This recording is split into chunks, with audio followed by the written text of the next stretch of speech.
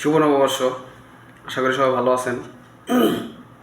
আমি মোটামুটি ভালো আছি। অনেক দিন পর ফেসবুকে আসলে ব্যস্ততার কারণে আসা হয় না, বা ফেসবুক যারা আমার ফ্রেন্ড আছে তাদের সাথে কথা হয় না। যাই হোক, আজকে আসলাম। আসলে আইপিএল খেলা সবাই দেখেন, ঠিক আছে। আজকে যে পাঞ্জাব আর হচ্ছে কলকাতা, কলকাতা আর হচ্ছে চেন্নাই, আইপিএলের মধ্যে কলকাতা আর চেন্নাই হচ্ছে ব্র্যান্ড আমি মনে করি। মুম্বাই মোটামুটি তাদের ধারে কাছে আছে, তারপরও কলকাতার চেন্নাই হচ্ছে একটু আলাদা, তারা ব্যালেন্স টিম।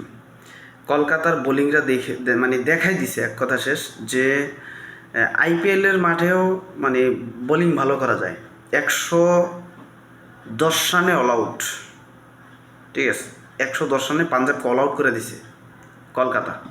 এবং কি কলকাতা যদি এখন 15 ওভারে জিততে পারে, তাইলে কিন্তু র্যাঙ্কিংয়ে 1 থাকবে কলকাতা, ঠিক আছে। অন্যান্য টিমের যেই মানে কলকাতা দেখবেন ব্যালেন্স টিম কীরকম, বিগত মনে হয় 5-7 বছর যেই প্লেয়ারগুলো খেলতেছে তারাই খেলতেছে।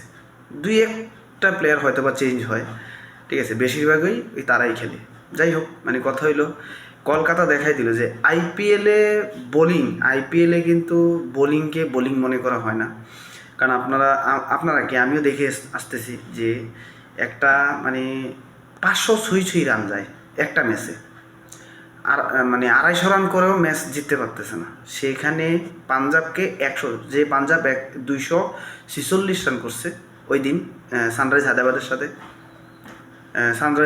সাথে সেই মানে পাঞ্জাব আজকে 110 রানে অল আউট, মানে এগেনস্ট হচ্ছে কলকাতা মানে বুঝাই দিছে কলকাতার বোলিংরা যে আইপিএলের মাঠেও মানে ইন্ডিয়ার মাঠেও এত ভালো বোলিং করা যায়। যাই হোক, সর্বশেষ এই বছরের আইপিএলটা খুব মানে হাই ভোল্টেজ যাচ্ছে। এর ফাঁকে দিয়ে এইটাই মনে হয় লো বাজেটের হিরো আলম, লো বাজেটের আইপিএলের খেলা গেল আজকে। তাই সর্বশেষ বলবো আবারও সবাইকে পয়লা বৈশাখের মানে শুভ নববর্ষ, পয়লা বৈশাখের শুভেচ্ছা। আজকে বছরের প্রথম দিন গেছে। যাই হোক, বেশি কিছু বলবো না, অনেক দিন পর, ঠিক আছে। আইপিএল খেলাটা এখন কলকাতা ব্যাটিং করবে, সেটা সবাই উপভোগ করবেন আশা করি। ধন্যবাদ সবাইকে।